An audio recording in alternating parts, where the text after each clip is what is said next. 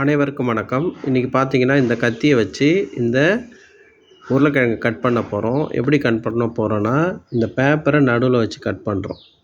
அப்படி கட் பண்ணும்போது paper cut ஆகுதா உருளைக்கிழங்கு கட் ஆகுதான்னு பார்ப்போம். இப்போ இந்த பேப்பரை கத்தி மேலே வச்சாச்சு. இப்போ கட் பண்ணுவோம்.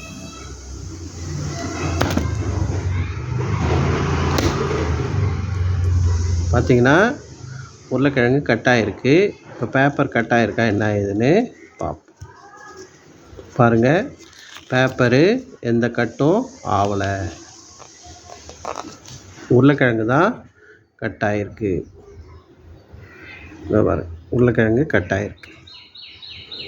அப்போ அந்த விசை முழுவதும் எதுக்கு போயிடுச்சுன்னா, பேப்பர் கொஞ்சம் ஸ்ட்ராங்காக இருக்கிறதால உருளைக்கிழங்கு அந்த விசையை முழுவதும் வாங்கிக்கிட்டதால் பேப்பருக்கு எந்த பாதிப்பும் ஏற்படலை. இது போன்ற சோதனை பார்க்க என்னை ஃபாலோ பண்ணிங்க, சப்ஸ்கிரைப் பண்ணிங்க. தேங்க்யூ. அனைவருக்கும் வணக்கம். இப்போ ஒரு பிளாஸ்டிக் பைப் இருக்குது. இந்த பிளாஸ்டிக் பைப்பை பாதியாக கட் பண்ணியிருக்கிறோம். இதை வச்சு என்ன பண்ண போகிறோம், ஒரு எக்ஸ்பெரிமெண்ட் செய்ய போகிறோம். என்ன ஏதுன்னு பார்ப்போம். இப்போ பார்த்திங்கன்னா இந்த கோலி குண்டுகளை வச்சுருக்கிறோம்.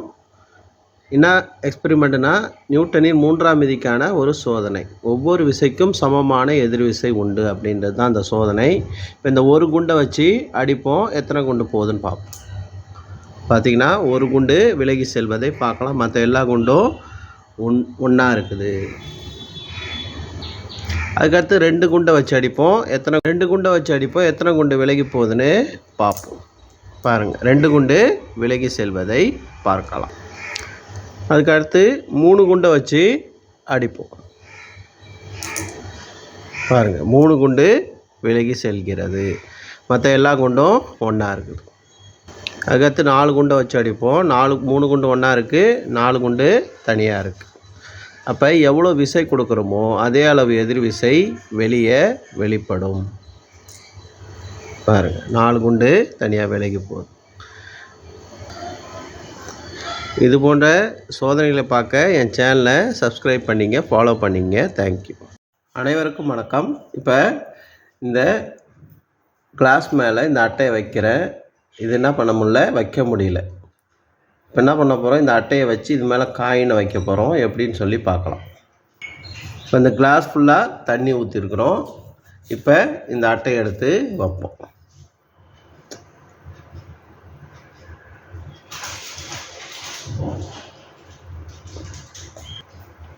அட்டையை வச்சாச்சு. இப்போ காயினை வைப்போம். ஒரு காயினை வச்சாச்சு, இன்னொரு காயினை வைப்போம். பார்த்திங்கன்னா 2 காயினையும் வச்சாச்சு. அடுத்து 3ஆவதாக ஒரு காயினை வைப்போம். 3 காயினையும் வச்சாச்சு. பார்த்திங்கன்னா இந்த காயின் இந்த அட்டையோட தூரமாக இருக்குது. இதுக்கு என்ன காரணம்னா, இந்த தண்ணி இப்போ பார்த்திங்கன்னா 3 காயினுமே இருக்குது. இந்த தண்ணிக்கு மேலே ஒரு விசை இருக்குது, பரப்பு இழுவிசை. அந்த இழுவிசையால் அந்த அட்டை ஒட்டிக்கிட்டு இருக்குது. அந்த அட்டை மேலே இந்த காயின் மேலே நிற்கிது. இது போன்ற சோதனையை பார்க்க சேனலை ஃபாலோ பண்ணிங்க. தேங்க்யூ.